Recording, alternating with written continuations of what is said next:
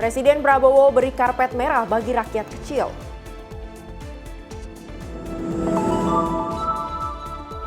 Kolaborasi Mensos dan KP2MI dalam penanganan TPPO. Dinas Lingkungan Hidup Kota Tangerang konsisten produksi bahan bakar alternatif. TNI temukan ladang ganja seluas 3 hektar.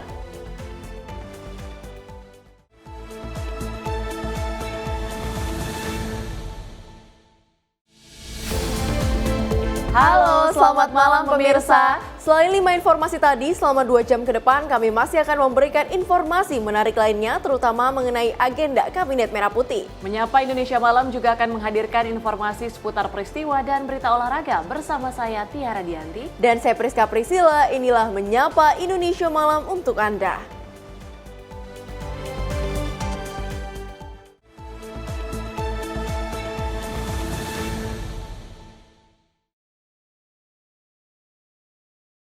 Kita awali dari informasi pertama dari Menteri Perumahan dan Kawasan Permukiman Marwarar Sirait yang menegaskan komitmen pemerintah menyediakan hunian layak bagi masyarakat berpenghasilan rendah. Dia menyebut pemerintahan Presiden Prabowo memberikan karpet merah bagi rakyat kecil melalui berbagai insentif dan dukungan gotong royong untuk program perumahan rakyat.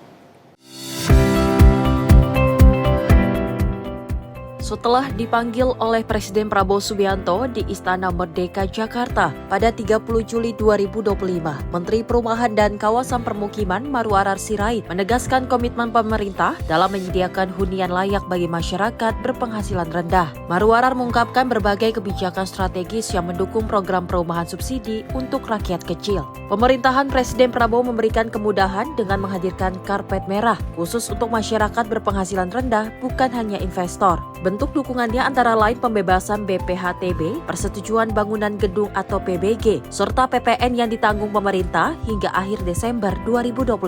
Selain itu, pengusaha properti juga menunjukkan solidaritas dengan bersedia menanggung uang muka atau DP bagi peserta BPJS Ketenagakerjaan. Marwarar menyebut ini sebagai implementasi nyata dari konsep berbagi nomics yang mengusung semangat gotong royong. Tak ketinggalan dukungan dari program CSR, perusahaan besar pun mengalir deras untuk memperkuat program perumahan rakyat. Saya laporkan juga bahwa pemerintah juga sudah memberikan karpet merah bagi rakyat, yaitu masyarakat berpenghasilan rendah. Ya, kita kenal biasanya karpet merah itu hanya buat investor. Tetapi di pemerintahan Presiden Prabowo memberikan karpet merah bagi masyarakat berpenghasilan rendah. Ya, ada kriterianya. Apa itu? BPHTB itu biasanya bayar 5%, ini sekarang 0%. Kemudian PBG itu persetujuan bangunan gedung. Nah, itu persetujuan bangunan gedung itu dulu namanya IMB, izin mendirikan bangunan dulu. Sekarang namanya dirubah menjadi PBG. Nah, ini bagus sekali, ini juga dibuat jadi 0. Kemudian yang ketiga PPN. PPN ditanggung pemerintah. Tadinya itu kebijakannya 0 itu dari Januari sampai Juni udah dilaksanakan. Baru Menko Perekonomian dan Ibu Menteri Keuangan sudah memutuskan Juli sampai Desember ini juga dilakukan gratis. Dan saya juga senang, kita tahu 2 minggu lalu Pak Prabowo mengatakan ya, pengusaha jangan Strakanomics gitu ya. Kalau masih ingat ada Strakanomics. Kami sampaikan justru di bidang rumah subsidi ini, para pengusahanya dari Ray, Impera, Apersi, Aperdas Jaya, Asprumnas, luar biasa. Tadi saya katakan ada DP 1%.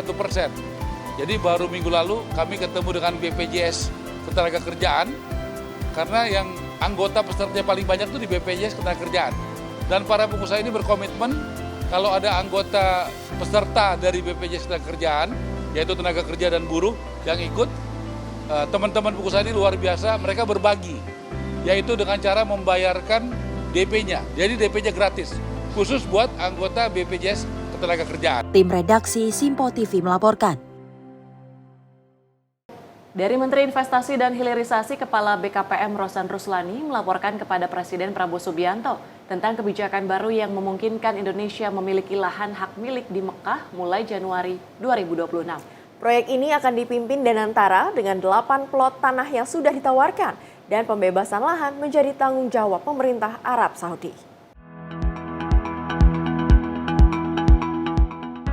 Presiden Prabowo Subianto menggelar pertemuan di Istana Merdeka Jakarta pada Rabu 30 Juli 2025 bersama Menteri Investasi dan Hilirisasi atau Kepala BKPM Rosan Roslani serta sejumlah Menteri Kabinet Merah Putih untuk membahas isu strategis. Salah satu pembahasan utama adalah inisiatif strategis Indonesia terkait kepemilikan lahan di Mekah, Arab Saudi, sebuah kebijakan bersejarah yang pertama kali diberlakukan di negara tersebut. Rosan menyampaikan bahwa kebijakan ini memungkinkan pihak asing memiliki lahan dengan status hak milik di Mekah dan aturan tersebut akan mulai berlaku efektif pada Januari 2026.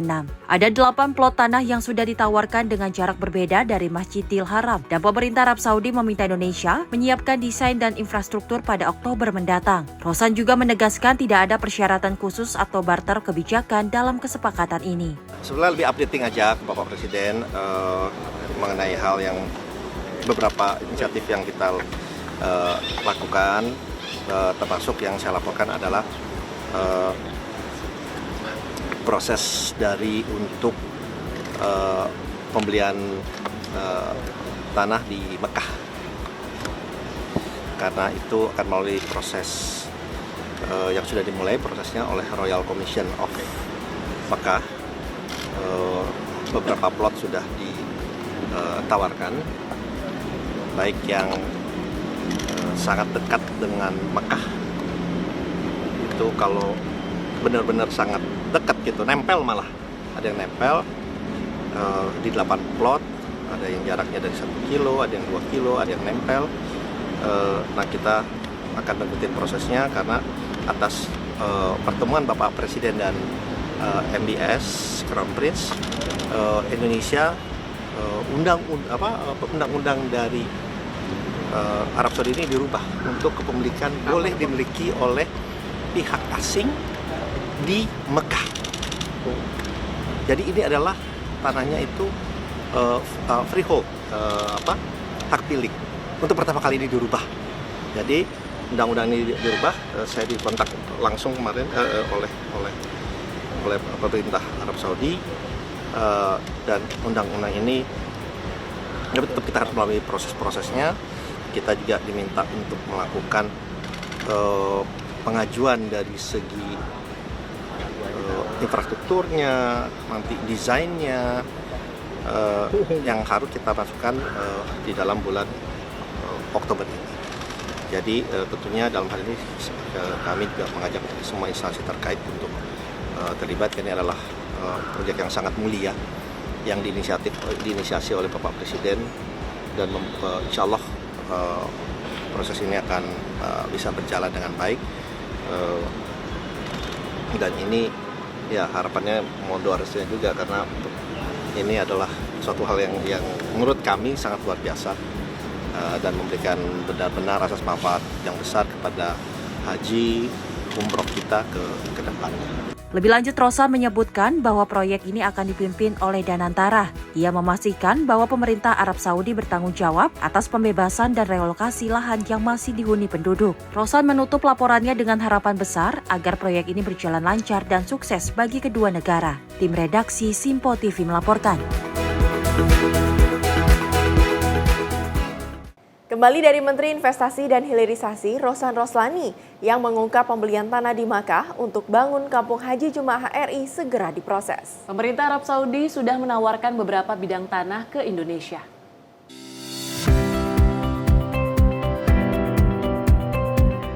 Rosan mengatakan pemerintah Saudi saat ini tengah mengubah aturan bahwa pihak asing boleh memiliki hak tanah di Saudi dan bebas pilih. Aturan itu akan berlaku Januari mendatang, sehingga proses pembelian tanah mengikuti masa berlakunya aturan tersebut. Saat ini pemerintah juga tengah membuat perencanaan infrastruktur dan desain kampung haji untuk diajukan ke pemerintah Saudi. Perencanaan itu akan dimulai pada Oktober 2025. Proses dari untuk pembelian tanah di Mekah, karena itu akan melalui proses yang sudah dimulai prosesnya oleh Royal Commission of Mekah. Beberapa plot sudah ditawarkan, baik yang sangat dekat dengan Mekah, itu kalau benar-benar sangat dekat gitu, nempel malah, ada yang nempel di 8 plot, ada yang jaraknya dari 1 kilo, ada yang 2 kilo, ada yang nempel. Nah, kita akan lanjutin prosesnya karena atas pertemuan Bapak Presiden dan MBS Crown Prince, Indonesia undang-undang dari Arab Saudi ini dirubah untuk kepemilikan boleh dimiliki oleh pihak asing di Mekah. Jadi ini adalah tanahnya itu freehold, hak milik. Untuk pertama kali ini dirubah. Jadi undang-undangnya dirubah. Saya dikontak langsung kemarin oleh pemerintah Arab Saudi, dan undang-undang ini kita akan melalui proses-prosesnya. Kita juga diminta untuk melakukan pengajuan dari segi infrastrukturnya, nanti desainnya, yang harus kita lakukan di dalam bulan Oktober ini. Rosan belum mengetahui kapan pembangunan kampung haji akan dimulai. Ia mengajak semua instansi bekerja sama mewujudkan proyek tersebut. Dari Jakarta, Dio Malau, Simpo TV melaporkan. Menteri Pertanian Amran Sulaiman mengungkapkan program cetak sawah untuk mencapai swasembada pangan berjalan dengan baik. Pencetakan sawah di sejumlah wilayah juga diharapkan bakal selesai tepat waktu.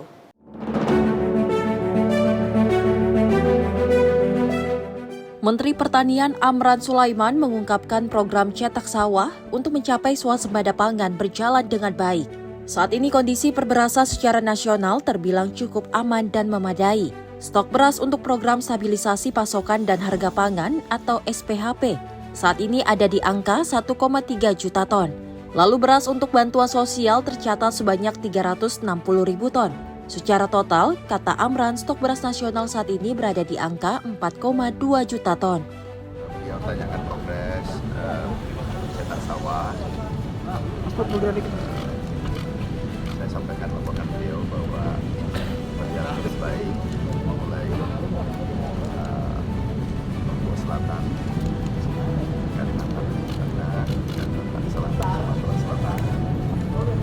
Insya Allah mudah-mudahan bisa selesai tepat waktu. Kemudian perkembangan produksi aman, stok kita aman, operasi pasar kita sudah lakukan besar-besaran. Kita siapkan SPHP, itu beras yang disubsidi, itu 1,3 juta ton. Dan bansos 360.000 ton. Totalnya 1,5 juta ton.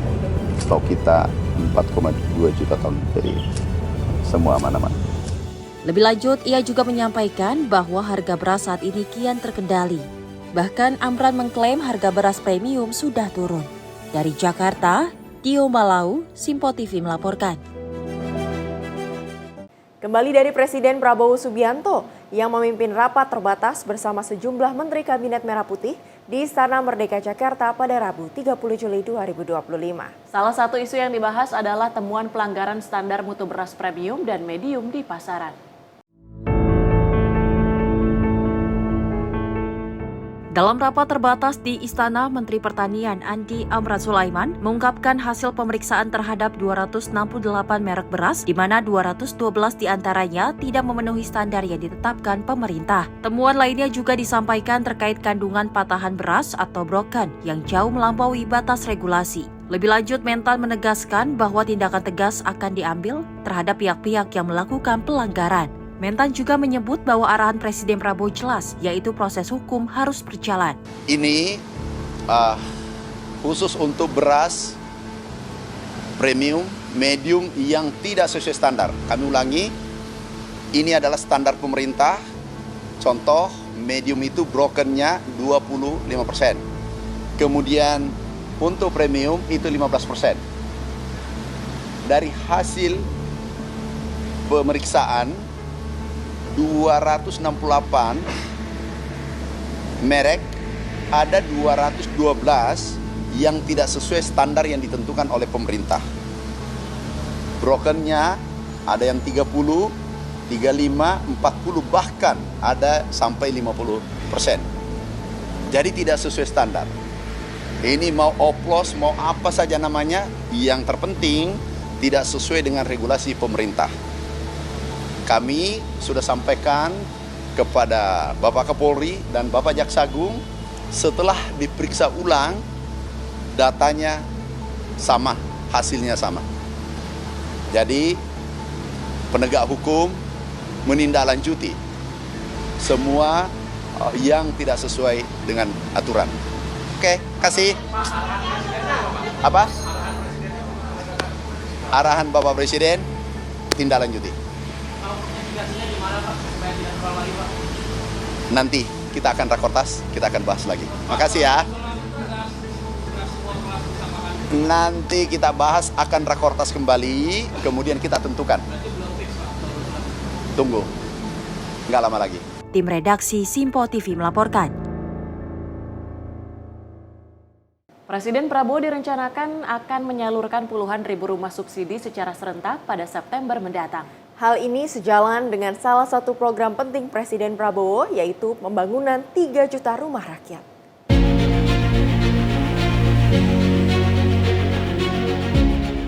Komisioner Badan Pengelola Tabungan Perumahan Rakyat atau BP Tapera, Heru Pudiyo Nugroho, mengungkapkan penyaluran 25.000 unit rumah secara serentak siap untuk dilaksanakan pada September mendatang. Heru menerangkan penyaluran rumah subsidi secara serentak akan dihadiri oleh Presiden Prabowo Subianto, namun masih belum menetapkan lokasi pasti penyaluran simbolik tersebut. Kedepannya pihaknya akan berkoordinasi bersama Kementerian Sekretaris Negara mengenai lokasi tersebut, akankah di Pulau Jawa atau di luar dari Pulau Jawa. Dorongan ini dilakukan pasca penyerahan unit rumah subsidi hingga pelaksanaan renovasi rumah sudah dilakukan dari awal tahun ini yang menyasar ke sejumlah profesi di Indonesia.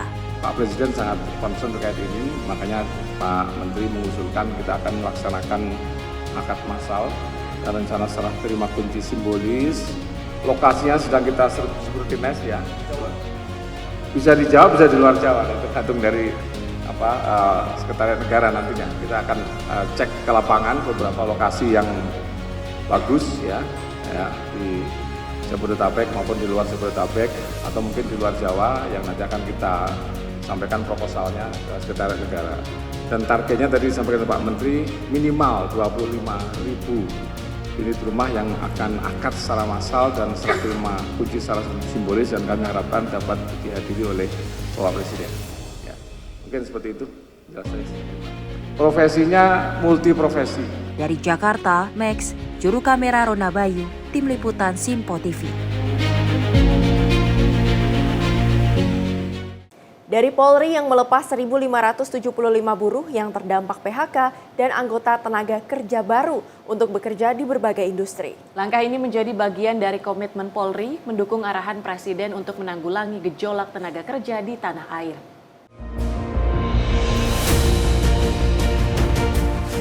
Sebanyak 1.575 buruh terdampak pemutusan hubungan kerja dan anggota tenaga kerja baru dilepas untuk bekerja di sejumlah perusahaan mitra Polri. Pelepasan ini dilaksanakan di lapangan Bayangkara, Jakarta Selatan pada Selasa siang.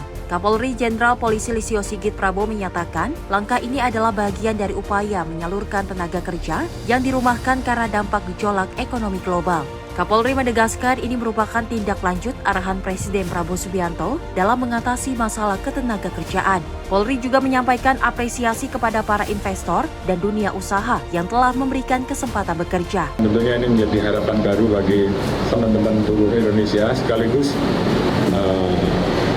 terima kasih kepada teman-teman perusahaan yang berinvestasi membuka lapangan pekerjaan baru. Oleh karena itu tentunya saya meminta kepada seluruh jajaran untuk mengawal, menjaga agar iklim investasi terus bertumbuh, agar industri baru terus bertumbuh sehingga kemudian membuka lapangan pekerjaan baru. Dari Jakarta, Simpo TV melaporkan. Indonesia terus memperkuat kemitraannya dengan para pemain utama dalam rantai pasok energi baru dan terbarukan dunia. Salah satunya ialah dengan adanya rencana investasi baru dari China Baowan Group yang merupakan perusahaan produsen material baterai terbesar di dunia. Dilansir dari akun Instagram resmi CEO Danantara, Rosan Rosladi, yang melakukan pertemuan dengan China Buan Group yang merupakan sebuah perusahaan produsen material baterai terbesar di dunia. Melalui PT Indonesia BTR New Energy Material, Rosan berdiskusi mengenai perkembangan investasi BTR di Indonesia yang telah mencapai 605 juta USD dari total komitmen 770 juta USD. BTR juga menyampaikan rencana investasi baru, termasuk produksi material anoda generasi terbaru untuk baterai lithium-ion dan pengembangan komponen pengisian daya IF untuk mendukung pabrik kendaraan listrik di Indonesia. Investasi lanjutan ini mencerminkan kepercayaan investor global terhadap ekosistem hilirisasi dan transisi energi di Indonesia. Tim redaksi Simpo TV melaporkan. Kerjasama antara Kementerian Komunikasi dan Digital dengan program beasiswa Chefni dinilai sebagai langkah strategis untuk membangun sumber daya manusia unggul di bidang digital. Tak hanya memberikan kesempatan belajar di luar negeri, kemitraan ini juga dipandang sebagai investasi jangka panjang untuk melahirkan pemimpin masa depan Indonesia.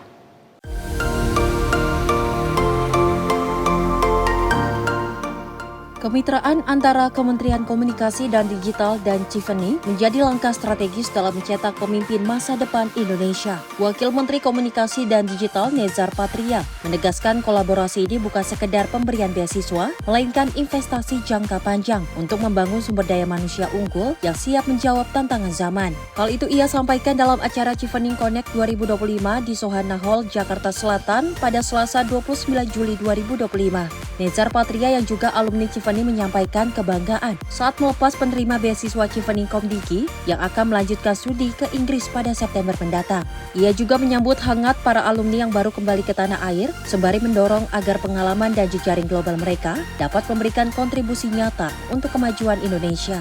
Nezar menyampaikan harapannya agar para penerima beasiswa dapat menyerap ilmu, membangun jejaring, dan kembali mengabdi untuk memperkuat sistem digital nasional dan tata kelola yang inklusif.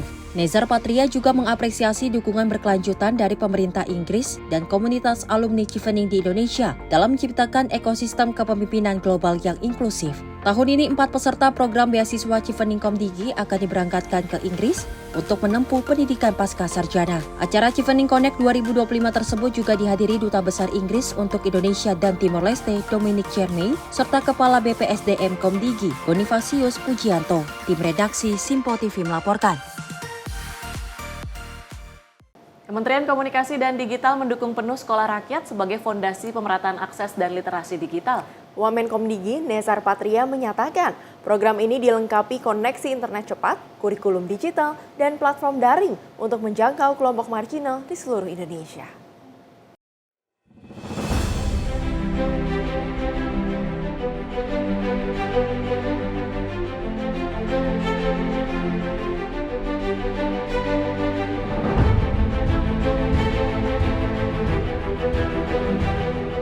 Kementerian Komunikasi dan Digital memberikan dukungan penuh terhadap Sekolah Rakyat sebagai fondasi pemerataan akses dan literasi digital di Indonesia. Program ini dinilai sebagai langkah strategis untuk menjangkau kelompok marginal dan memperluas keterampilan digital di berbagai lapisan masyarakat.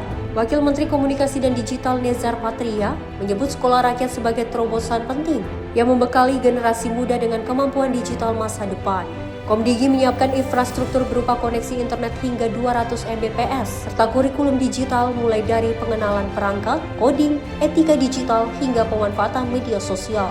Sistem pembelajaran juga didukung dengan platform Learning Management System untuk mendorong pembelajaran daring yang mandiri. Jadi yang pertama kita mendukung secara infrastruktur, memastikan bahwa akses internet yang ada di sekolah itu bisa berjalan dengan baik. Kita memberikan akses internet yang cepat ya di sekolah-sekolah itu, kalau bisa sampai 100 atau 200 Mbps, karena ini berkaitan dengan hal yang kedua untuk membekali anak-anak yang masuk dalam program Sekolah Rakyat ini keterampilan digital. Jadi mereka akan belajar soal digital itu dari dasar, gitu, keterampilan dasar, dari bagaimana menggunakan piranti-piranti digital sampai dengan masuk ke dalam platform-platform media sosial, lalu juga belajar coding, belajar bahasa komputer, dan juga mengenali sejumlah keterampilan yang lain. Nezar juga turut membagikan kisah inspiratif Naila, siswa sekolah rakyat dari keluarga prasejahtera yang menunjukkan semangat belajar luar biasa. Menurutnya, kisah Naila mencerminkan pentingnya negara hadir memberikan akses pendidikan berkualitas bagi seluruh anak Indonesia. Kita bisa membayangkan betapa sulitnya orang tuanya untuk bisa menyekolahkan anaknya, gitu. Tapi Naila ini semangatnya tinggi luar biasa. Dia difoto dengan pakai baju seragam SD, sangat menyentuh gitu ya, dan punya cita-cita yang tinggi gitu. Dan semoga ya lebih banyak Naila di Indonesia yang bisa kita berikan akses. Dengan pendekatan inklusif dan kolaboratif, Komdigi berkomitmen agar transformasi digital tidak hanya dirasakan di kota besar, tapi juga menjangkau seluruh pelosok Indonesia sebagai bagian dari upaya menuju Indonesia Emas 2045. Tim redaksi Simpo TV melaporkan. Prabowo bahas pusat anak PMI di Malaysia. Informasi lengkapnya usai jeda, tetaplah bersama kami di Simpo TV.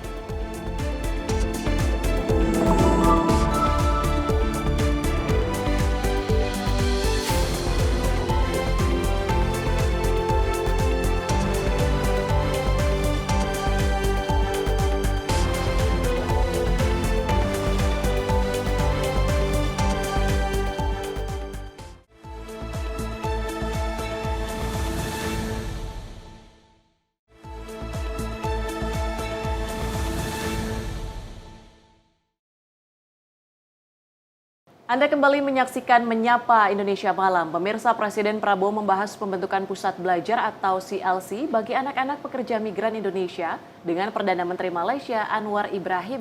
Menlu Sugiono menyebut kesepakatan ini sebagai bagian dari kerjasama nyata di bidang pendidikan dan sosial. Oleh karena itu, persahabatan Indonesia dan Malaysia harus sangat erat. Menteri Luar Negeri Sugiono menyampaikan bahwa Presiden Prabowo Subianto membahas sejumlah kesepakatan penting dengan Perdana Menteri Malaysia Anwar Ibrahim dalam pertemuan di Istana Merdeka Jakarta. Salah satu fokus utama adalah pembentukan Community Learning Center atau CLC bagi anak-anak pekerja migran Indonesia di Malaysia. Pertemuan tingkat tinggi ini menandai dilanjutkannya kembali Forum Annual Consultation setelah terakhir digelar pada 2017. Menlu menegaskan bahwa Prabowo sangat menekankan pentingnya akses pendidikan bagi anak-anak pekerja migran, dan hal ini dituangkan dalam nota kesepahaman yang ditandatangani bersama, termasuk soal pembentukan CLC. Tadi disampaikan pembentukan Community Learning Center bagi anak-anak dan murid-murid di Semenanjung Malaysia dan di Sabah dan Sarawak, ya anak-anak dari pekerja migran Indonesia untuk bisa bersekolah di sana. Jadi Presiden juga menyampaikan bahwa antara Indonesia dan Malaysia harus erat hubungan kerjasamanya karena kita berasal dari rumpun yang sama, kita memiliki budaya yang sama, kita share bahasa yang sama. Oleh karena itu persahabatan Indonesia dan Malaysia harus sangat erat. Hubungan persahabatan itu juga harus diwujudkan dalam hubungan ekonomi yang baik antara kedua negara demi kesejahteraan kedua masyarakatnya. Dalam pertemuan bilateral antara kedua delegasi berhasil menyelesaikan beberapa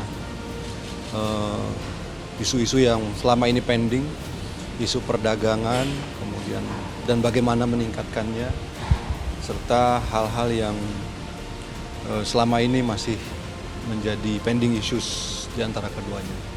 Selain isu pendidikan, kedua pemimpin juga membahas peningkatan nilai perdagangan, penghapusan hambatan dagang, dan penguatan kerjasama di bidang kesehatan. Kepala negara menegaskan bahwa persahabatan Indonesia-Malaysia harus terwujud melalui kerjasama nyata, terutama di sektor sosial. Tim redaksi Simpo TV melaporkan. Presiden Prabowo memimpin rapat terbatas bersama Wakil Presiden Gibran dan para menteri untuk membahas pelaksanaan Sekolah Rakyat Rintisan tahun 2025-2026. Mensos menyebut program ini telah dimulai sejak 14 Juli 2025 dan akan diperluas ke puluhan titik baru. Ya, akhirnya sekolah rakyat bisa dimulai tahun ini. Guna memastikan kelancaran pelaksanaan sekolah rakyat rintisan tahun 2025-2026, Presiden Prabowo Subianto memimpin rapat terbatas bersama Wakil Presiden Gibran Rakabuming dan sejumlah Menteri Kabinet Merah Putih di Istana Merdeka Jakarta. Dalam rapat tersebut, Menteri Sosial Saifullah Yusuf melaporkan bahwa program sekolah rakyat telah resmi dimulai sejak 14 Juli 2025. Ia menjelaskan bahwa proses pembelajaran akan diperluas ke 37 titik tambahan dalam waktu dekat, serta 59 titik lainnya pada bulan September mendatang. Program ini ditargetkan mampu menampung lebih dari 15.000 siswa. Mensos juga mengapresiasi dukungan dari berbagai pihak, termasuk kementerian terkait dalam hal penyediaan tenaga pendidik, kurikulum, sarana prasarana, hingga anggaran. Alhamdulillah berkat kolaborasi kerjasama dengan menteri-menteri yang ditunjuk oleh Presiden, ya akhirnya sekolah rakyat bisa dimulai tahun ini. Yang sudah berjalan sejak tanggal 14 Juli adalah di 63 titik. Yang setiap hari sampai sekarang kita terus evaluasi dalam masa MPLS ini. Dari 190 titik penyelenggaraan sekolah rakyat rintisan tahun 2025 itu bisa menampung kurang lebih sekitar 15.000 siswa sekolah rakyat dan melibatkan lebih dari 2.000 guru dan lebih dari 4.000 tenaga kependidikan lainnya seperti wali asrama, wali asuh, dan lain sebagainya. Pada saatnya nanti kalau semuanya sudah siap, insya Allah Presiden akan meluncurkan secara langsung proses pembelajaran sekolah rakyat tahun ini. Sementara itu, Menteri Pendidikan Dasar dan Menengah Abdul Muti menegaskan bahwa pelaksanaan sekolah rakyat secara akademik telah berjalan sesuai dengan kurikulum yang ditetapkan. Ia berharap program ini dapat terus berkembang dan memberikan akses pendidikan yang merata bagi seluruh masyarakat. Tim redaksi Sinpo TV melaporkan. Dari Wakil Ketua Komisi 10 DPR lalu Hadrian Irfani mengapresiasi pemerintahan Presiden Prabowo Subianto yang berhasil menurunkan angka kemiskinan berdasarkan hasil Badan Pusat Statistik atau BPS. Lalu menyebut penurunan itu tak terlepas dari beberapa faktor penting, yakni pendidikan dan kebudayaan. Kinerja pemerintah di bawah pimpinan Presiden Prabowo Subianto cukup luar biasa dan kami mengapresiasi. Badan Pusat Statistik kembali merilis angka kemiskinan terbaru yang menunjukkan bahwa Indonesia mengalami penurunan angka kemiskinan. Menanggapi hal tersebut, Wakil Ketua Komisi 10 DPR RI lalu Hadrian Irfani mengapresiasi kinerja pemerintahan di bawah kepemimpinan Presiden Prabowo Subianto. Dirinya mengatakan, Komisi 10 yang membidangi pendidikan dan kebudayaan menganggap penurunan angka kemiskinan ini tidak terlepas dari dua faktor tersebut. Meningkatnya kesadaran pendidikan dan kebudayaan di tengah masyarakat dengan memelihara dan menonjolkan dua aspek itu dapat membantu mengurangi menurunnya angka kemiskinan. Penurunan angka kemiskinan yang baru-baru ini dirilis oleh Badan Pusat Statistik menunjukkan bahwa kinerja pemerintah di bawah pimpinan Presiden Prabowo Subianto cukup luar biasa dan kami mengapresiasi. Kami di Komisi 10 yang membidangi pendidikan dan kebudayaan, tentu penurunan angka kemiskinan tersebut tidak terlepas dari dua sektor tersebut. Meningkatnya pendidikan di masyarakat dan tentu dengan budaya yang hari ini ditonjolkan, dipelihara, kemudian menjadi fokus pemerintah juga membantu menurunkan sektor kemiskinan di negara kita. Dari Jakarta, Zuliandri Ahmad Amin, Sinpo TV melaporkan. Pemerintah Indonesia dan Inggris resmi meluncurkan laporan hasil dialog kebijakan AI yang akan menjadi dasar penyusunan peta jalan kecerdasan artifisial nasional. Dokumen ini merupakan hasil kolaborasi lintas pemangku kepentingan dan diharapkan menjadi rujukan konkret kebijakan publik yang inklusif dan berkelanjutan.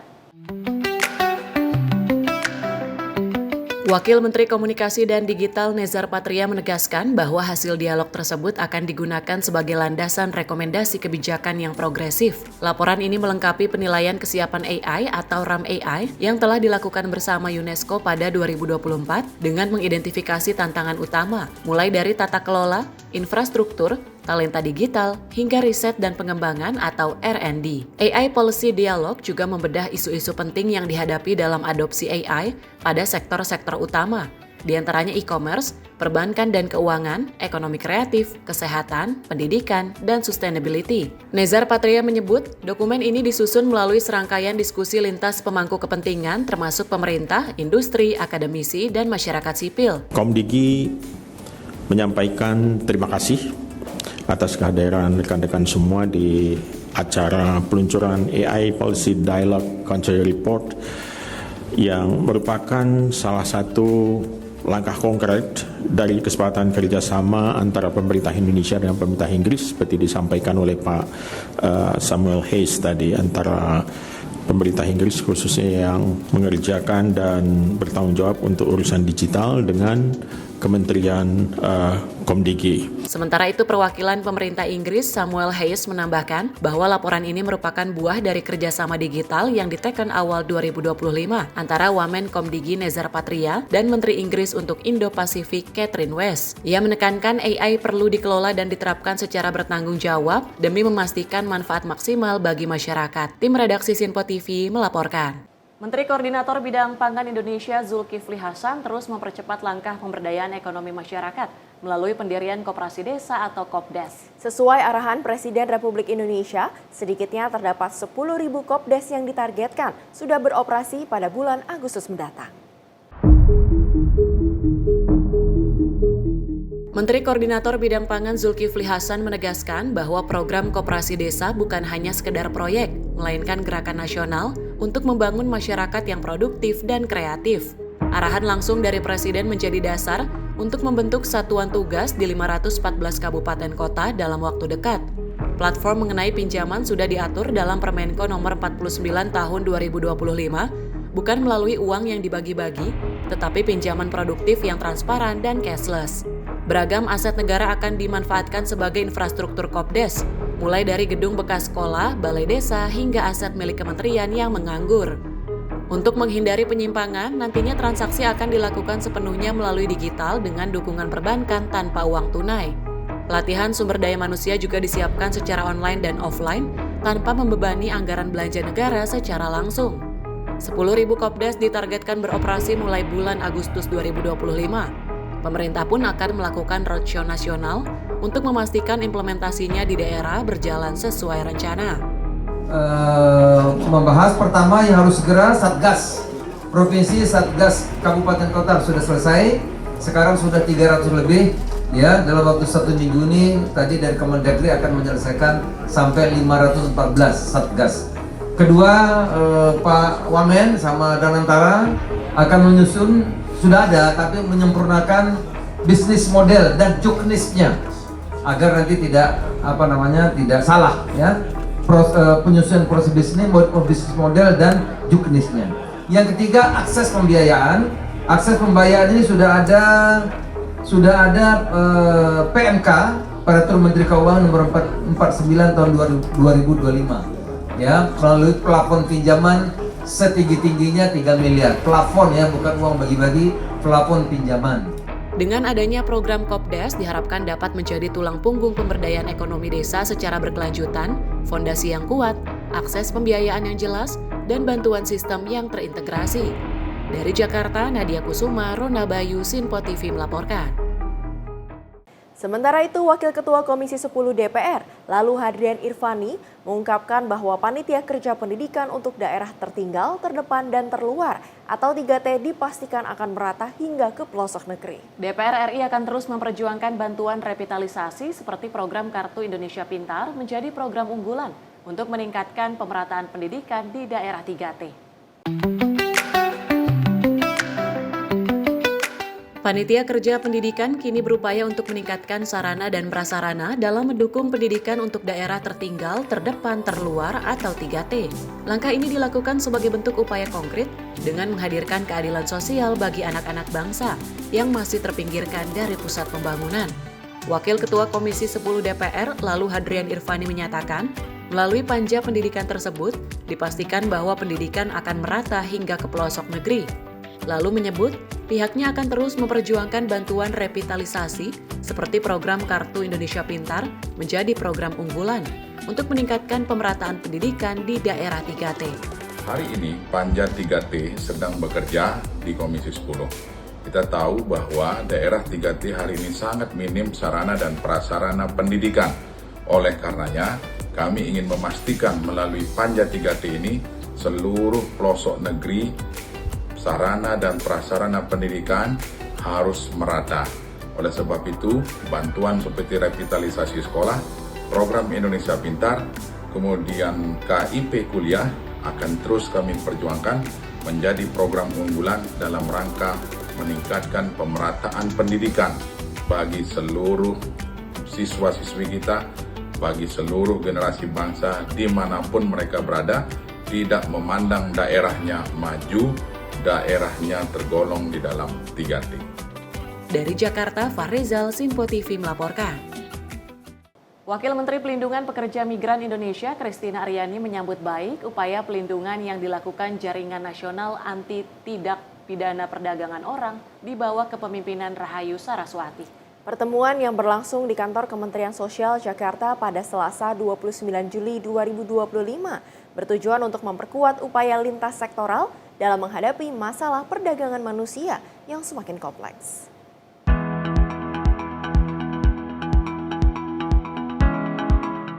Sejalan dengan arahan Presiden Prabowo Subianto, Kementerian Sosial berkomitmen memberikan pelayanan maksimal kepada semua warga, termasuk korban TPPO.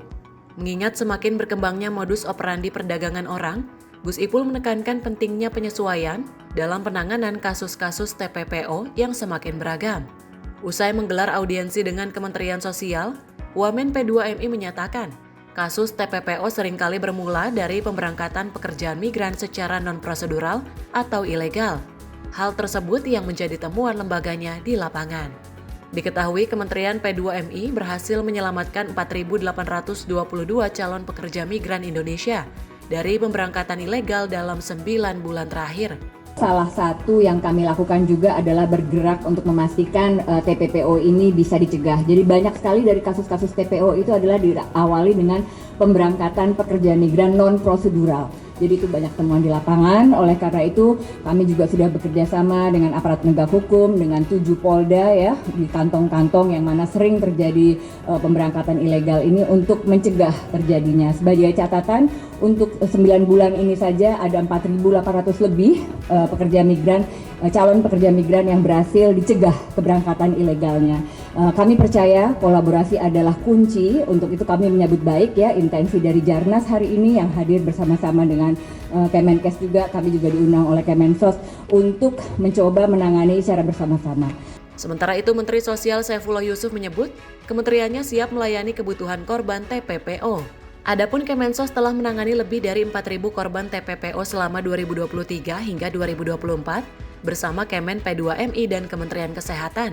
Mulai dari rehabilitasi medisnya, rehabilitasi sosialnya, sampai ke pemberdayaannya. Jadi kita akan mencoba melayani semua yang dibutuhkan korban TPPO ini. Selama tahun 2023 sampai 2024, ya tidak kurang dari 4.000 lebih sudah Kementerian Sosial bekerja sama dengan 2 kementerian ini untuk menangani korban perdagangan orang itu.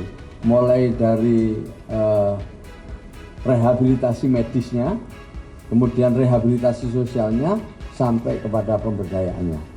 Nah, ke depan ya kami tadi mendapatkan masukan banyak sekali dari Mbak Sarah dan teman-teman tentang bagaimana kita bisa melayani lebih profesional lagi ke depan dan ditangani oleh SDM yang memang memiliki kompetensi yang cukup, di mana memang tantangannya setiap tahun berubah. Sementara itu Ketua Umum Jarnas Anti TPPO Rahayu Saraswati mengakui perlunya kolaborasi lintas sektor mencegah terjadinya berbagai modus perdagangan orang. Kami hadir dalam bentuk mendukung kolaborasi Hexahelix yang tentunya tidak mungkin hanya pemerintah yang melakukan. Kami sebagai warga negara, kami sebagai bagian dari masyarakat ingin ikut serta berkontribusi untuk penanganan.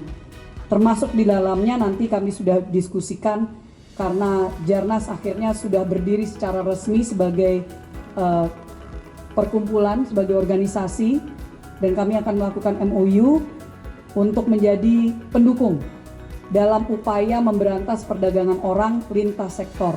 termasuk untuk rumah aman, untuk standar bisa ditingkatkan, dan tentunya nanti kami juga akan kolaborasi dengan penegak hukum untuk memastikan keadilan ditegakkan di Indonesia.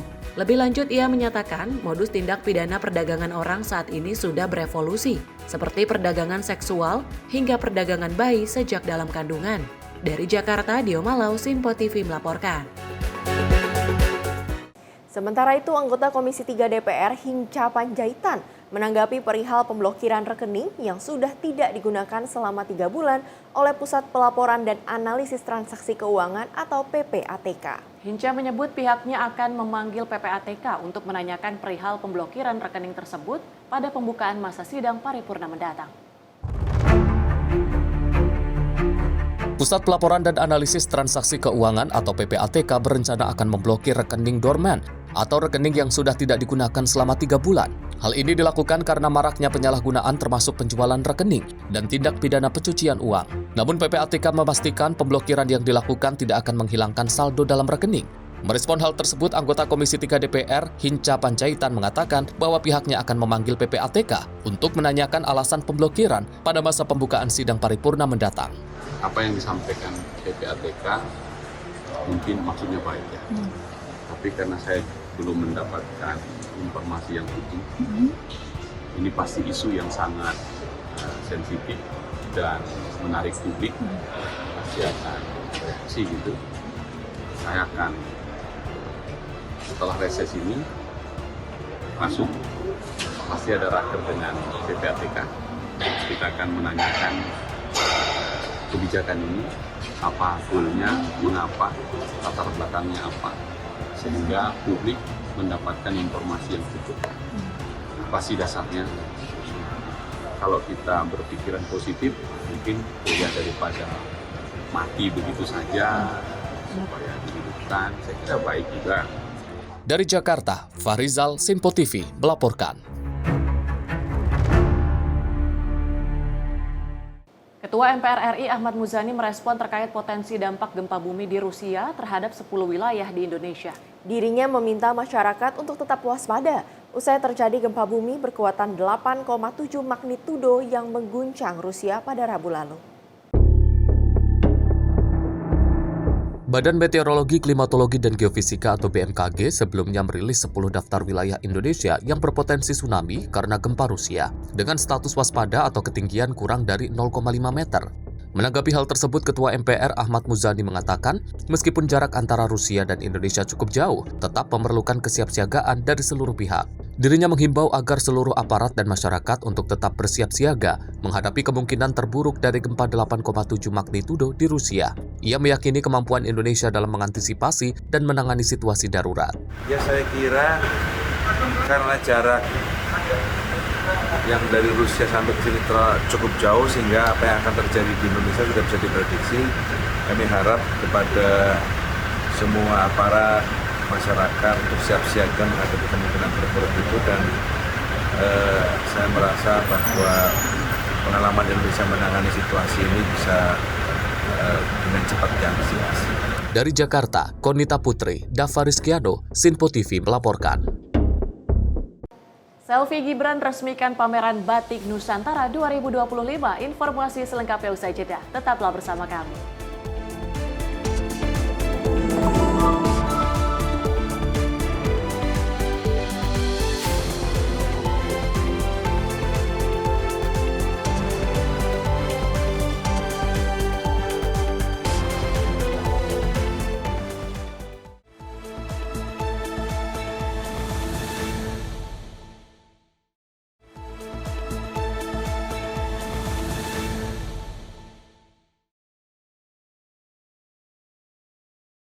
Terima kasih pemirsa, Anda masih bersama kami di Menyapa Indonesia Malam. Informasi kami lanjutkan dari Selfie Gibran Rakabuming yang resmi membuka gelar Batik Nusantara 2025 di Pasaraya Blok M Jakarta sebagai bentuk dukungan terhadap pelestarian batik. Acara ini menghadirkan berbagai kegiatan budaya dan industri serta dihadiri tokoh-tokoh nasional dan penggiat batik dari seluruh Nusantara.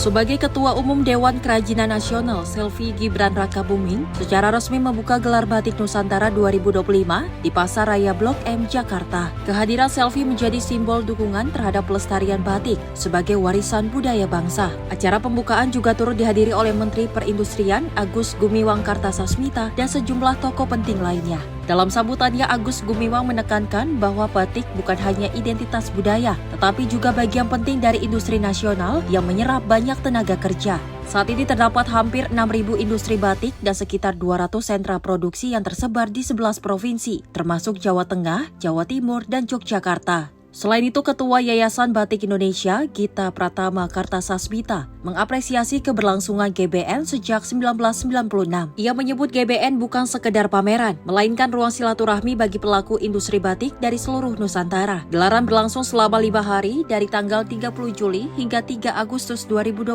menghadirkan pertunjukan budaya, edukasi Gen Z, hiburan, hingga fun run sebagai penutup, dengan dukungan dari berbagai tokoh nasional dan komunitas pecinta batik. Tim redaksi Simpo TV melaporkan.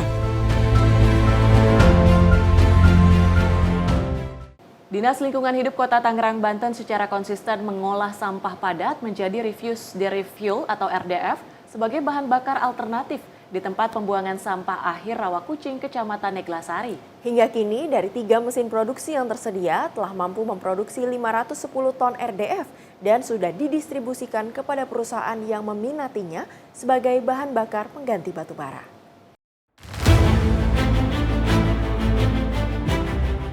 Petugas dari Dinas Lingkungan Hidup Kota Tangerang, Banten secara teliti memilah sampah yang dibuang masyarakat sebelum diolah menggunakan mesin di TPA Rawakucing, Kecamatan Neglasari, Kamis siang. 2 dari 3 mesin pengolahan yang ada secara konsisten mengolah sampah padat untuk dijadikan refuse dari fuel atau RDF, yakni bahan bakar alternatif. Sampah yang telah dipilah kemudian dihancurkan menjadi bagian kecil dan terakhir dikeringkan untuk meningkatkan nilai kalor dari sampah tersebut, di mana dalam 1 hari 40 ton sampah diolah dan menghasilkan sekitar 20 ton RDF. Kepala Bidang Kebersihan dan Pengolahan Sampah Dinas Lingkungan Hidup Kota Tangerang, Iwan, mengaku telah hasilkan 510 ton RDF untuk memenuhi permintaan dari PT SBI, serta masih memiliki cadangan 100 ton yang masuk dalam daftar pengiriman selanjutnya. Sejauh ini tidak ada komplain terkait RDF yang dihasilkan karena telah memenuhi standar sebagai bahan bakar pengganti batu bara dari uji laboratorium, baik dari sisi kadar air hingga kalornya. Pengolahan tidak hanya menjadi RDF saja, melainkan mampu menghasilkan sampah organik yang dapat dijadikan sebagai bahan pupuk organik. RDF di TPA Rawakucing masih terus berjalan dan berlanjut secara konsisten.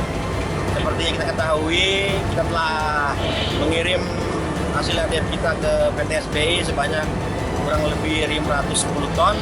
Dan saat ini juga seperti kita lihat di belakang depan kita ini sudah tersedia sekitar 100 ton lebih. Di sehari itu satu mesin itu bisa mengolah sampah sekitar 20 ton. Nah, dan hasilnya itu bisa separuhnya lah dari sampah terolah. Jadi sekitar 20 ton dari 2 mesin ini yang menjadi RDF. Karena ada juga yang menjadi organik dari sampah yang masuk ke yang terolah tersebut banyak 20 ton satu mesin.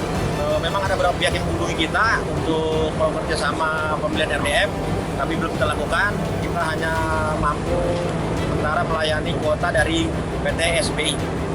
Sejauh ini tidak ada komplain ya dari SBI karena awal pertama hasil RDF kita sudah dibawa ke lab mereka dan mereka menyatakan bahwa ini sesuai dengan kebutuhan mereka baik dari ukuran dan dari kalornya. Lalu SBI menjelaskan bahwa dia menerima berapa saja yang dihasilkan dari RDF TPA Rawakucing, tapi memang kita lagi terkendala tempat dan belum ada tambahan mesin juga kekurangan SDM sebagai pemilah. Karena kita ketahui sampah yang dari masyarakat itu masih tercampur menjadi satu, sehingga kita kesulitan untuk memilah sampah. Karena ada beberapa item yang tidak boleh masuk ke mesin RDF, yang kalau masuk bisa mengakibatkan kerusakan mesin.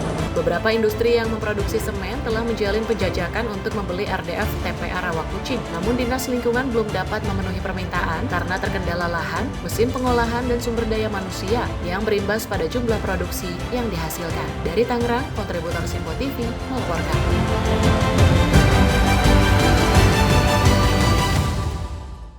Dari SMP Negeri 3 Kota Solo yang menjadi percontohan nasional setelah mendapat hibah alat penjernih air yang siap untuk dikonsumsi dari Jepang. Direncanakan alat ini secara resmi akan datang dan dipergunakan pada 17 Agustus mendatang. Sekolah Menengah Pertama Negeri 3 Kota Solo, Jawa Tengah mendapatkan hibah alat pemurnian air siap minum. Kepala Sekolah SMP Negeri 3 Kota Solo, Kucisti Ike menjelaskan, sekolahnya menjadi percontohan nasional program tersebut dan pelaksanaan uji coba. Dalam uji coba yang dilakukan, air sekitar sekolah yakni air kolam dipergunakan dan disaksikan oleh Dinas Kesehatan dan Dinas Pendidikan Kota Solo. Direncanakan alat secara resmi akan datang dan dipergunakan pada 17 Agustus 2025. Dengan pemasangan sekitar 6 hari dan setelah itu sudah siap untuk dipergunakan untuk seluruh 750 siswa dan 60 guru. Kucisti juga mengaku saat mencoba air dari alat tersebut, air terasa lebih segar dari air yang diminum setiap harinya. Untuk sertifikat alat tersebut, Kucisti menjelaskan bahwa alat tersebut sudah terverifikasi dari pemerintah Jepang, kemudian akan ditindaklanjuti oleh pemerintah Indonesia.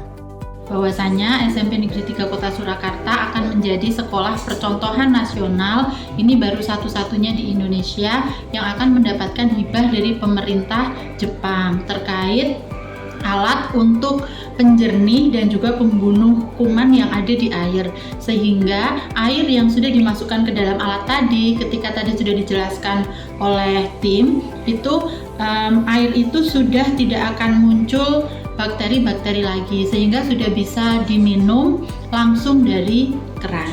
Untuk diketahui, mesin ini berfungsi untuk membunuh kuman. Karena itulah dilakukan kerjasama dengan pemerintah Kota Solo untuk pemerataan alat. Dari Solo, Jawa Tengah, Raditya Hermansyah, kontributor Sinpo TV melaporkan. Pertemuan antara Menteri Pertahanan Indonesia dengan Sekretaris Industri Pertahanan Turki kembali menegaskan komitmen strategis antar kedua negara. Kerjasama ini diproyeksi memperkuat kemandirian industri pertahanan nasional melalui transfer teknologi hingga produksi bersama.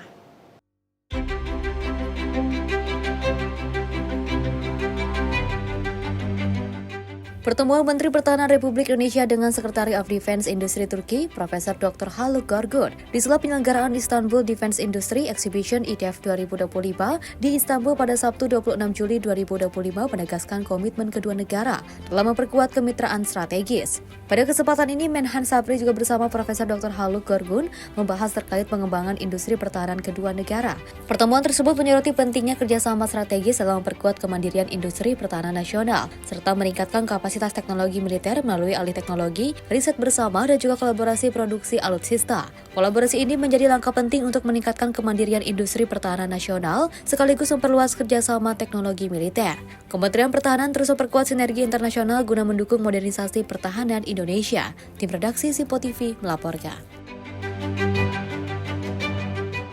Dari Menteri Perlindungan Pekerja Migran Indonesia, Abdul Qadir Karding, yang meluncurkan Desa Migran Emas, Edukasi, Maju, Aman, dan Sejahtera di Provinsi Bengkulu pada 29 Juli 2025. Hadirnya Desa Migran Emas di Bengkulu harus menjadi babak baru bagi SDM migran unggul. Menteri Pelindungan Pekerja Migran Indonesia Abdul Qadir Karding meluncurkan Desa Migran Emas, Edukasi, Maju, Aman, dan Sejahtera di Desa Bukit Peninjauan 2 Bengkulu pada Selasa 29 Juli 2025. Menteri Karding menyatakan Desa Migran Emas sebagai upaya menyiapkan calon pekerja migran Indonesia agar sebelum berangkat bekerja ke luar negeri, benar-benar memiliki keterampilan dan kemampuan sesuai yang dibutuhkan. Desa Migran Emas juga sebagai langkah mencegah terjadinya tindak pidana perdagangan orang atau TPPO yang berkedok rekrutmen calon PMI. Menteri Karding berharap desa migran yang dideklarasikan tersebut tidak sekedar deklarasi formal, namun betul-betul menjadi era baru tata kelola pelindungan pekerja migran Indonesia. Berharap Desa Migran Emas yang dideklarasikan tadi tidak sekedar deklarasi formal. Saya berharap ini betul-betul menjadi era baru tata kelola pelindungan pekerja migran Indonesia. Melalui caption di sosial media Instagram @abdulqadirkarding, disampaikan bahwa Kemen P2MI terus membangun ekosistem yang mendidik, melindungi, dan memberdayakan, mulai dari pelatihan, penguatan mental, penguasaan bahasa, hingga kesiapan bekerja secara prosedural. Tim redaksi Sinpo TV melaporkan. Dari Gubernur DKI Jakarta Pramono Anung meninjau rumah pompa Waduk Pluit Penjaringan Jakarta Utara pada 29 Juli 2025. Peninjauan sengaja dilakukan di musim kemarau untuk memaksimalkan persiapan penanganan banjir ketika musim penghujan tiba.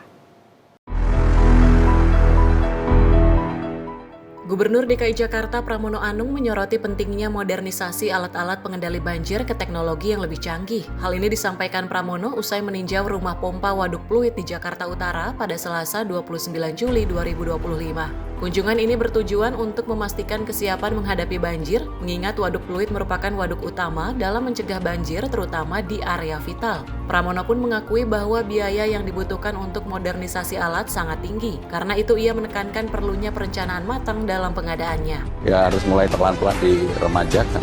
Jadi kita memang nggak boleh terjebak hanya menyelesaikan jangka pendek aja. Kalau menurut saya problem jangka panjangnya harus selesai.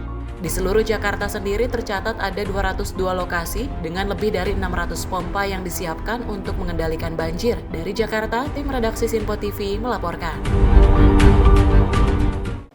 Sementara itu, Gubernur Riau Abdul Wahid melakukan peletakan batu pertama pembangunan rumah tinggal layak huni serta penyaluran bantuan sarana dan prasarana perikanan kepada para nelayan dan pembudidaya ikan di Kota Dumai pada 29 Juli 2025.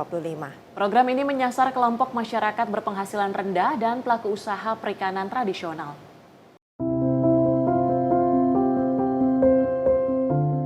Pemerintah Provinsi Riau menunjukkan keseriusannya dalam memperkuat sektor ekonomi masyarakat pesisir. Salah satu langkah nyatanya diwujudkan melalui peletakan batu pertama pembangunan rumah tinggal layak huni atau RTLH, serta penyaluran bantuan sarana dan prasarana perikanan kepada nelayan dan pembudidaya ikan di Kota Dumai pada Selasa 29 Juli 2025. Program ini menyasar kelompok masyarakat berpenghasilan rendah dan pelaku usaha perikanan tradisional. Program ini bertujuan tidak hanya untuk menyediakan hunian yang sehat dan aman, tapi juga meningkatkan daya saing ekonomi masyarakat pesisir melalui dukungan langsung terhadap sektor produktif.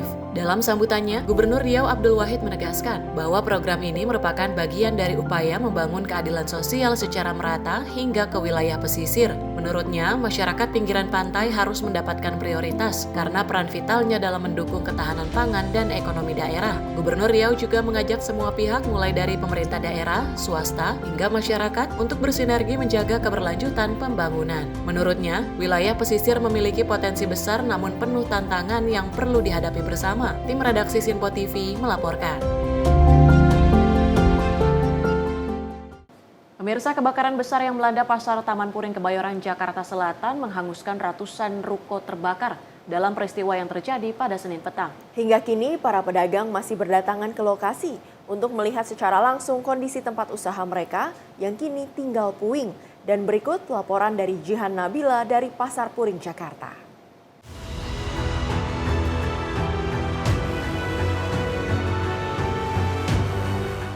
Ya, baik pemirsa, beberapa hari pasca kebakaran di Pasar Taman Puring ini memang masih terlihat ataupun kondisinya di sini memang masih terlihat ada asap yang mengebul seperti itu. Dan juga tadi informasi yang kami dapatkan memang sejak pagi masih ada percikan api yang dimana petugas dari pemadam kebakaran juga melakukan pendinginan yang dimulai pada pukul 8 pagi hingga pukul 11 waktu Indonesia Barat. Dan jika dapat saya sampaikan atau saya bisa ceritakan kepada pemirsa Sinpo TV bahwa situasi di sini memang tadi kita juga melihat bahwa sebagian pedagang ini juga masih berdatangan ke Pasar Taman Puring untuk mencari apa saja yang tersisa dari harapan ataupun barang-barang yang didagangkan untuk nantinya bisa diselamatkan begitu. Dan dapat saya sampaikan juga kepada pemirsa Sinpo TV bahwa kondisi ataupun jika bisa dilihat dari layar kaca Anda, ini adalah kondisi di mana sisa dari kebakaran hebat yang terjadi pada hari Senin pada tanggal 28 Juli 2025 yang lalu dan menghanguskan lebih dari ratusan kios para pedagang dalam kurun waktu 4 jam. Dapat saya informasikan memang di sekitar Pasar Taman Puring ini juga masih dilakukan pemeriksaan oleh tim Puslapor Polri untuk mengetahui penyebab dari kejadian kebakaran yang terjadi pada Senin lalu begitu. Dan memang untuk hari ini adalah hari ketiga pasca kebakaran, di mana memang yang tadi awal saya sampaikan bahwa memang percikan api juga masih muncul di sejumlah titik-titik di lokasi ataupun kios-kios yang terbakar.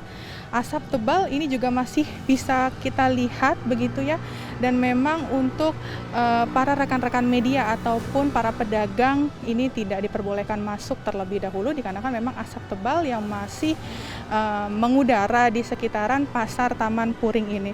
Dan memang garis polisi juga masih terlihat ataupun terpasang di area kebakaran. Ini artinya untuk menghindari akses orang yang tidak berkepentingan untuk masuk ke dalam lokasi begitu. Tadi kami juga sempat berbincang dengan beberapa pedagang dan sebagian besar dari mereka ini juga tentunya mengaku bahwa kebakaran di Pasar Taman Puring Kebayoran Jakarta Selatan yang terjadi pada tanggal 28 Juli 2025 ini terjadi pada saat waktu maghrib atau sekitar pukul 18.02 waktu Indonesia Barat, setelah jam operasional dari pasar itu sendiri ini memang sudah dihentikan gitu. Dapat saya sampaikan juga bahwa memang jam operasional dari Pasar Taman Puring ini dibuka pada pukul 7 pagi hingga pukul 17.00 waktu Indonesia Barat atau pukul 5 sore, dan memang kejadian dari kebakaran itu sendiri setelah jam operasional itu tutup dan memang pada petang ataupun pada waktu maghrib ini mulai seperti itu. Dan memang dapat saya sampaikan untuk api pertama kali ini muncul dan terlihat di Blok C. Ini dapat saya sampaikan kepada pemirsa Sinpo TV, ini adalah blok di mana pertama kali api ini mulai terlihat ataupun percikan api ini mulai muncul seperti itu. Dan dugaan sementara memang kebakaran ini dikarenakan adanya konsleting listrik dari salah satu ruko yang diketahui ini berada di lokasi Blok C, di mana ruko tersebut ini menjual pakaian ataupun pakaian thrifting begitu. Dan tadi juga kita juga melihat para pedagang yang datang ke Pasar Taman Puring ini sorot matanya juga kosong seperti itu melihat dagangannya, kemudian ruko-rukonya ini sudah hangus terbakar dan masih berusaha untuk mengais barang-barang yang masih bisa diselamatkan. Namun kita ketahui memang seluruh ruko dari mulai ruko Blok A hingga Blok Q ini memang sudah ludes terbakar begitu. Dan untuk ruko yang terbakar memang berada di Blok A hingga Blok Q. Disinilah selama ini para pedagang menjajakan pakaian, kemudian sepatu hingga tas dagangan yang menjadi sumber nafkah yang kini bisa dilihat tinggal puing-puing saja dan juga arang begitu. Dan tentunya para pedagang ini berharap kepada pemerintah untuk memberikan bantuan berupa revitalisasi ataupun relokasi dari para ruko, para pedagang ini, dan juga bantuan berupa modal usaha bagi para pedagang. Tentunya kita juga masih menunggu penyebab dari kebakaran yang terjadi di Pasar Taman Puring, Kebayoran Jakarta Selatan. Dan demikian informasi yang dapat kami sampaikan dari Jakarta. Jihan Nabila dan juga juru kamera Azizul Hakim, Sinpo TV melaporkan.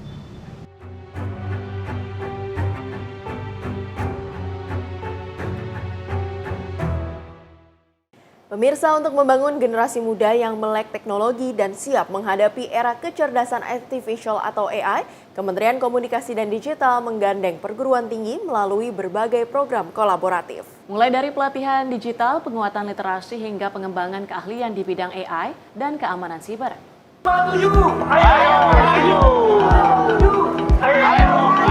Kementerian Komunikasi dan Digital menggandeng perguruan tinggi untuk menyiapkan generasi muda yang melek teknologi, tangguh secara etika digital, dan siap memasuki era kecerdasan artifisial. Menteri Komunikasi dan Digital Mutia Hafid menegaskan, perguruan tinggi harus menjadi garda terdepan dalam membekali mahasiswa dengan keterampilan digital dasar hingga lanjutan, termasuk keahlian di bidang AI. Hal itu ia sampaikan saat menghadiri acara puncak Disnatalis ke-13 Institut Bisnis dan Informatika Kosgoro 1950 di Jakarta Selatan pada Jumat 25 Juli 2025. Mutia menyatakan pembangunan sumber daya manusia digital kini menjadi prioritas setelah penyelesaian infrastruktur digital yang masif dalam beberapa tahun terakhir. Pemerintah tidak hanya membangun yang kasat mata infrastrukturnya, tapi juga yang non-fisik. Dan ini juga termasuk sistem pelayanan berbasis teknologi dan sistem keamanan siber. Kita juga harus memastikan bahwa transformasi digital ini tidak hanya dalam bentuk pembangunan infrastruktur, tapi juga pendidikan menuju kecakapan digital yang baik. Karena itulah kenapa hari ini Kemkomdigi diwakili oleh Kepala BPSDM melakukan sebuah kerjasama dengan IBIK yang kita saksikan baru saja untuk juga tidak hanya membangun infrastrukturnya tapi membangun manusia-manusianya. Jadi kalau dulu Indonesia fokus kepada membangun infrastruktur digitalnya, sekarang setelah infrastruktur hampir selesai kita menggeser fokus kita untuk membangun SDM-nya agar siap, agar teknologi artificial intelligence sebagai contoh tidak hanya menjadi milik negara-negara besar tapi juga milik anak-anak bangsa. Kementerian Komdigi menempuh pendekatan kolaboratif dengan melibatkan perguruan tinggi melalui program pelatihan kecakapan digital, penguatan literasi digital di kalangan mahasiswa, serta pengembangan keahlian di bidang keamanan cyber dan kecerdasan buatan atau AI. Kerjasama ini salah satunya diwujudkan melalui penandatanganan MOU antara Sekjen Kemkomdigi dan Sekjen PPK Kosgoro 1957,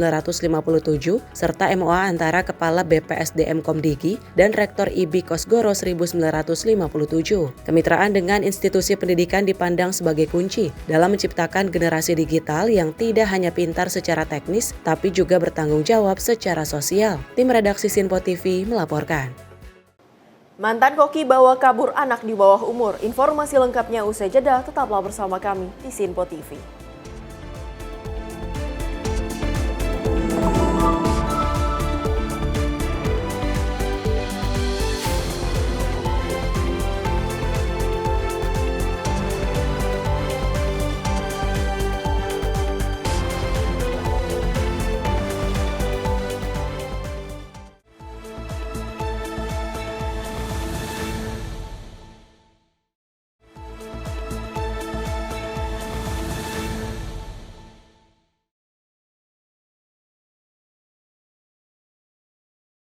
Anda kembali menyaksikan Menyapa Indonesia Malam. Pemirsa, operasi gabungan yang dipimpin langsung Dandim 0212 Tapanuli Selatan berhasil mengungkap ladang ganja seluas 3 hektar di wilayah terpencil Mandaling Natal, Sumatera Utara.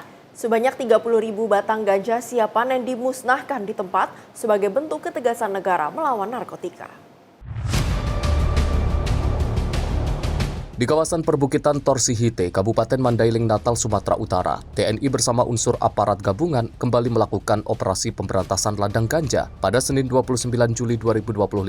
Operasi tersebut dipimpin langsung oleh Dandam 0212 Tapanuli Selatan Letkol Armet Deli Yuda Adi Nur Cahyo dengan mengerahkan 44 personel dari unsur Kodim, BNNK, Polres Madinah, Satpol PP, perangkat desa, dan warga setempat. Tim bergerak sejak pagi dengan menempuh medan yang berat, berhasil menemukan ladang ganja seluas 3 hektar dengan perkiraan 30.000 batang siap panen.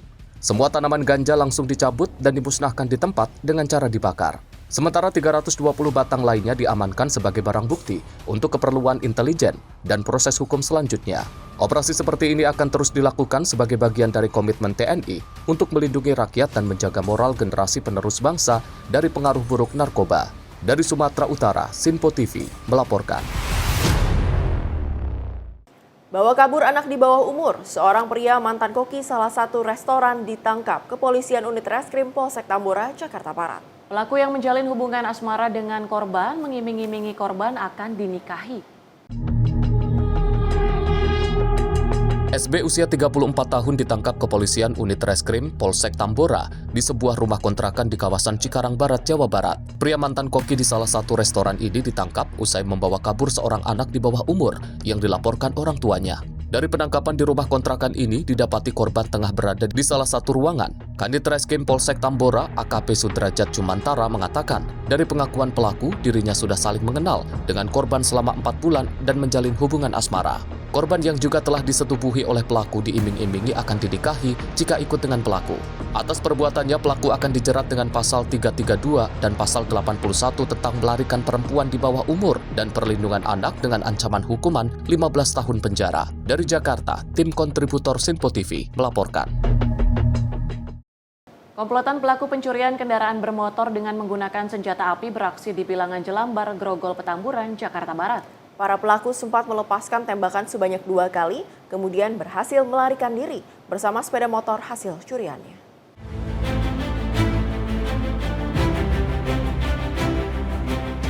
Dua pelaku pencurian sepeda motor terekam kamera pengawas saat melakukan aksi di depan sebuah salon kecantikan di wilayah Sukabangun, Palembang. Pelaku mengendarai motor metik dan langsung menargetkan motor yang terparkir dengan kunci yang masih tertancap. Namun aksi mereka gagal setelah pemilik motor Mulyadi menyadari kejadian dan langsung mengecek ke lokasi.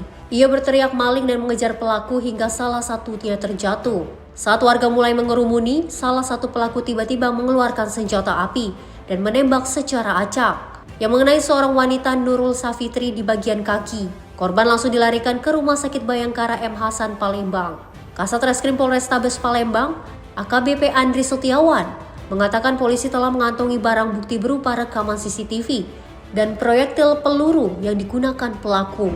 Dua pelaku tersebut kini masih diburu oleh tim gabungan dari Polrestabes Palembang dan Polda Sumatera Selatan.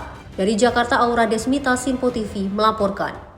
Aksi penembakan oleh 2 pelaku curanmor terjadi di Jalan RA Abu Samah, Sukabangun, Palembang pada Rabu siang. Insiden terjadi karena pelaku panik aksinya ketahuan. Akibatnya seorang wanita berusia 23 tahun terkena tembakan dan harus dilarikan ke rumah sakit. Rekaman CCTV ini memperlihatkan detik-detik aksi komplotan curanmor saat mendatangi salah satu bengkel coating di Jalan Hadiah, Jelambar, Grogol, Petamburan, Jakarta Barat. Para pelaku diketahui berjumlah 4 orang yang datang dengan menggunakan 2 sepeda motor. Dalam melancarkan aksinya, para pelaku membagi perannya masing-masing. 2 pelaku membobol sepeda motor korban, kemudian 2 pelaku lainnya berjaga dan memantau kondisi lingkungan sekitar. Aksi komplotan curanmor ini sempat diketahui oleh seorang pengemudi ojek online yang curiga dengan gerak-geriknya dan berteriak hingga menarik perhatian warga sekitar. Para pelaku yang panik aksinya ketahuan ini kemudian mengancam saksi dan sempat melepaskan 2 kali tembakan sebelum akhirnya berhasil melarikan diri dengan sepeda motor hasil curiannya. Akibat peristiwa ini korban kehilangan 1 unit sepeda motor Matic. Atas kejadian ini korban kemudian melaporkan kasus tersebut ke pihak kepolisian Polsek Grogol, Petamburan. Dari Jakarta, tim kontributor Sinpo TV melaporkan. Puluhan orang di Bekasi, Jawa Barat mengalami penipuan dalam transaksi jual beli Vespa dengan total kerugian mencapai 1,5 miliar rupiah. Para korban mengaku telah mentransfer uang namun kendaraan tak pernah diterima. Pelaku yang merupakan pemilik bengkel spesialis Vespa diduga juga menjual motor milik konsumen saat direstorasi.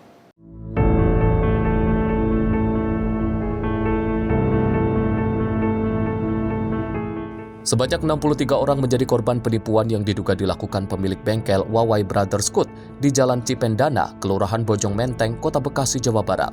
Suasana bengkel tutup sejak kasus ini terungkap dan poster penyitaan oleh bank terpasang di dinding bangunan. Modus penipuan berawal saat pemilik bengkel Ahmad Wahyu pribadi menawarkan jual beli Vespa antik melalui transfer uang pembelian. Namun setelah uang dikirim, kendaraan tak pernah sampai ke pembeli. Pelaku juga diduga menjual motor konsumen yang sedang direstorasi, bahkan ada yang dijual secara eceran. Kerugian korban bervariasi antara 26 juta hingga 200 juta rupiah. Korban tidak hanya dari Bekasi, namun juga berasal dari Bogor, Makassar, hingga Riau. Salah satu korban mengungkapkan penipuan terjadi sejak Maret lalu. Meski dijanjikan pengembalian uang, hingga kini janji tersebut tak pernah terwujud. Akhirnya para korban melaporkan kasus ini ke polisi, sementara pelaku dilaporkan kabur. Awalnya itu dari pelaku menawarkan saya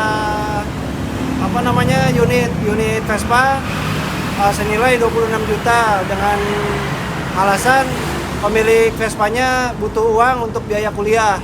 Nah, di situ saya tertarik karena dari pelaku mempunyai ide untuk menjual kembali Vespa tersebut dengan harga yang lebih tinggi dan keuntungannya akan dibagi 2 begitu.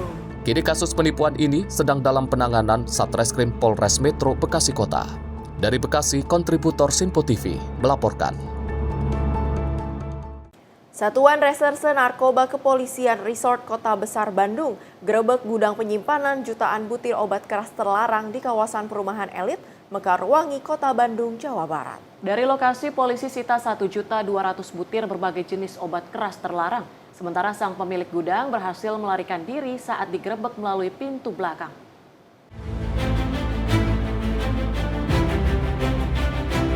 Penggerebekan rumah yang dijadikan gudang penyimpanan obat keras terlarang di kawasan perumahan elit Mekarwangi, Kota Bandung, Jawa Barat merupakan hasil dari penyelidikan terhadap seorang pengecer. Berbekal informasi dan membuntuti salah satu pengecer, Satres Narkoba Polrestabes Bandung akhirnya menemukan gudang tempat penyimpanan obat keras terlarang. Dari lokasi gudang penyimpanan tersebut, Kapolrestabes Bandung, Kombes Pol Budi Sartono mengatakan, polisi menyita barang bukti 1.200.000 butir berbagai jenis obat keras terlarang, mulai dari Heximer, Tramadol, Dextro, Pil Y, serta Trihexyphenidyl. Namun dalam penggerebekan tersebut, pemilik gudang berhasil melarikan diri melalui pintu belakang saat dirinya mengetahui kedatangan petugas. Ternyata di dalam ditemukan cukup banyak obat-obatan terlarang, obat-obat keras terlarang yang penyalahgunaannya banyak digunakan oleh anak-anak muda, yaitu kurang lebih 1.271 butir obat-obatan terlarang terdiri dari Trihexyphenidyl,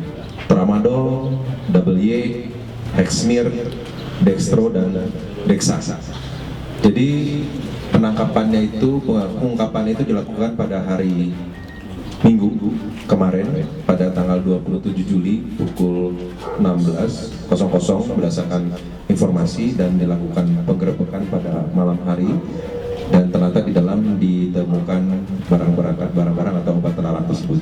Sementara itu, menurut Wakil Wali Kota Bandung Erwin, sangat mengapresiasi atas pengungkapan berbagai jenis obat keras terlarang. Bisa menangkap bandar narkoba, apalagi sampai rekor besar ini sampai 1,2 juta obat yang bisa ditangkap ini. Saya terus terang berterima kasih kepada Kapolrestabes dan kepada Kesat Narkoba.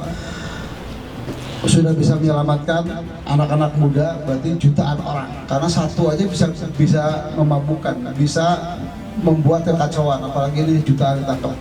Intinya bahwa kami saat ini mengedepankan bukan lagi ekosektoral, tapi ekosentris, yaitu mengedepankan kolaborasi gotong royong. Alhamdulillah kami dengan membuat tim penegakan justisi dan perkara ini sangat dibantu sekali oleh Pak Kapolrestabes maupun Pak Kasat maupun Kasat Narkoba.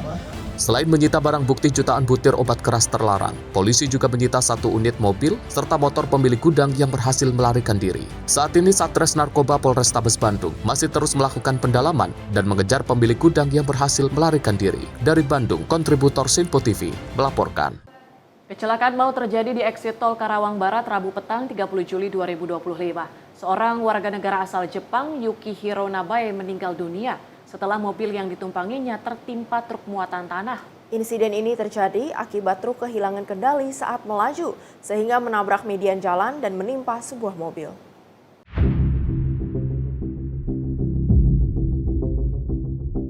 Sebuah truk tronton hilang kendali lalu menabrak pembatas jalan dan terguling ke arah kanan, lalu menimpa sebuah mobil Toyota Foxy bernomor polisi B2052FBB. Mobil tersebut ditumpangi oleh Yukihiro Nabae yang langsung meninggal di tempat kejadian. Sementara itu pengemudi mobil Foxy serta supir dan kernet truk dilarikan ke RS Rosella untuk mendapatkan perawatan. Humas Polres Karawang Ibda Cepwildan menjelaskan bahwa penyebab insiden ini adalah truk yang dikemudikan Mamat, warga Kabupaten Subang tidak mampu mengendalikan kendaraannya. Setelah melakukan olah tempat kejadian dan mengamankan barang bukti, pihak kepolisian menghimbau seluruh pengguna jalan untuk lebih waspada dan disiplin saat berkendara demi menjaga keselamatan diri dan orang lain. Dari Jakarta, Natania, Sinpo TV melaporkan. Niat mengambil pelepah pisang, seorang remaja bernama Fadil berusia 16 tahun hanyut terseret arus sungai Berlawan saat berenang bersama ke-6 temannya. Korban ditemukan dalam kondisi meninggal dunia yang tersangkut di antara batang kayu dan semak-semak.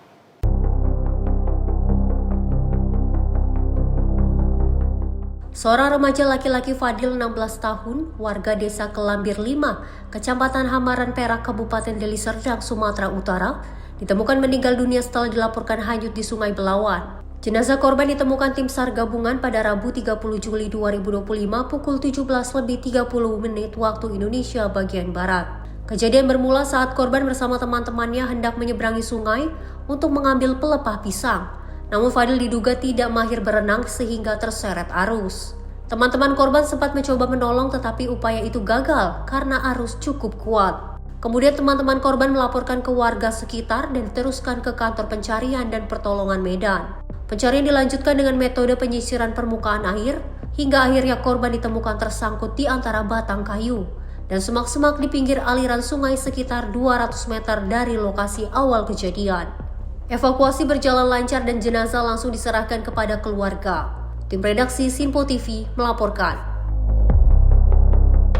Satuan Reserse Narkoba Polres Metro Jakarta Barat menggagalkan peredaran 14,5 kg narkoba jenis sabu jaringan internasional China Malaysia Indonesia yang dimasukkan ke dalam kemasan teh Cina.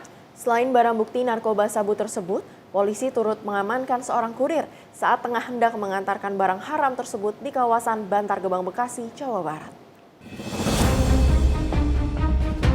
Pria ini seketika tak berkutik saat tim Opsnal Satuan Reserse Narkoba Polres Metro Jakarta Barat menyergapnya di salah satu ruas jalan di kawasan Bantar Gebang, Bekasi, Jawa Barat. Saat dilakukan penggeledahan di dalam tas ransel yang dibawa pria berinisial BS, petugas mendapati 6 paket besar narkoba jenis sabu yang dikemas dalam bungkus teh Cina. Tak sampai di situ saja, petugas yang langsung melakukan pengembangan ke rumah kontrakan pelaku turut mengamankan barang bukti narkoba jenis sabu yang serupa sebanyak 2 paket besar beserta 4 alat timbang digital dan 1 pek besar plastik klip. Penangkapan pelaku yang merupakan kurir narkoba jenis sabu jaringan internasional Cina Malaysia Indonesia ini berawal dari laporan masyarakat terkait penyalahgunaan narkotika di Kampung Boncos Palmerah. Dari tangan pelaku, polisi menyita barang bukti narkoba jenis sabu tersebut dengan total 14,5 kg. Kami mengamankan pelaku berinisial BS 31 tahun dan ini merupakan jaringan internasional Cina, Malaysia, dan Indonesia. Kami amankan di rumahnya di wilayah Bekasi dan juga kami mengamankan barang narkotika jenis sabu di 3 tempat yang disewa oleh pelaku. Narkotika yang diamankan sebanyak 14.560 gram. Sementara itu hingga saat ini polisi masih memburu pelaku lainnya berinisial JI yang memberikan barang narkoba jenis sabu kepada pelaku. Atas perbuatannya pelaku dijerat pasal 114 ayat 2, subpasal 112 ayat 2, Undang-Undang Nomor 35 Tahun 2009 tentang narkotika dengan ancaman hukuman penjara selama seumur hidup. Dari Jakarta, tim kontributor Simpo TV melaporkan. Pemirsa, 2 pelaku pencurian laptop milik seorang pengguna kereta komuter lain yang tertinggal berhasil ditangkap kepolisian unit reskrim Polsek Tambora. Kedua pelaku yang berprofesi sebagai pengamen kerap mencuri kesempatan untuk mengambil barang penumpang yang tertinggal.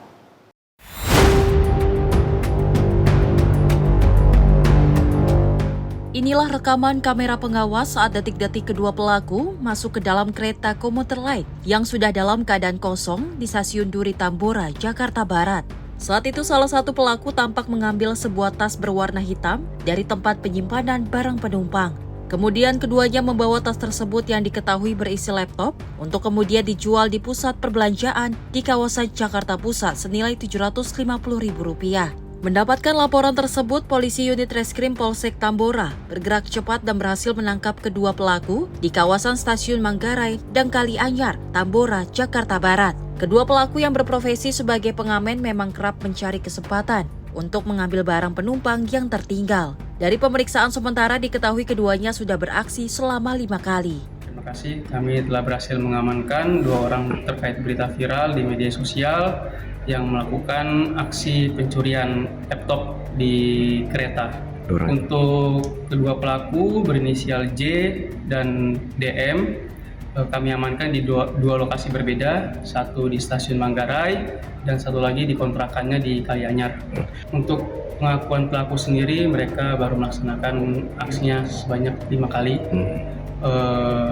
dengan modus yang sama. Jadi untuk J dan DM ini berprofesi sebagai pengamen yang suka menaiki kereta, menumpang kereta, dan ketika melihat ada kesempatan melaksanakan aksinya. Untuk pasal sendiri kami mengenakan pasal 362 KUHP dengan ancaman maksimal hukuman 5 tahun penjara. Atas perbuatannya, kedua pelaku akan dijerat dengan pasal 362 KUHP tentang pencurian dengan ancaman hukuman 5 tahun penjara. Dari Jakarta, tim kontributor Simpo TV melaporkan. Insiden kebakaran terjadi pada kapal AWB Sea Haven 1 pada Rabu sore 30 Juli 2025. Kapal tersebut terbakar saat berada di perairan Balikpapan, Kalimantan Timur. Insiden tersebut terjadi diduga karena adanya pengelasan di hulu plafon, sehingga menyebabkan adanya percikan api.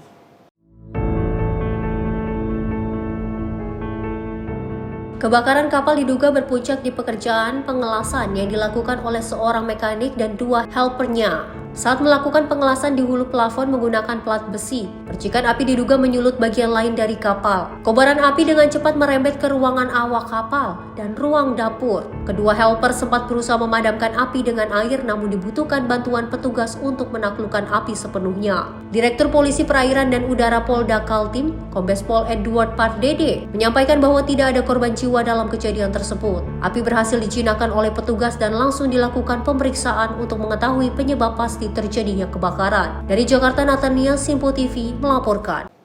Informasi tadi sekaligus menutup perjumpaan kita pada edisi kali ini. Jangan lupa untuk terus menyaksikan Menyapa Indonesia Malam hanya di Simpo TV. Akhir kata, saya Priska Priscilla beserta seluruh kru yang bertugas. Pamit undur diri, terima kasih dan sampai jumpa.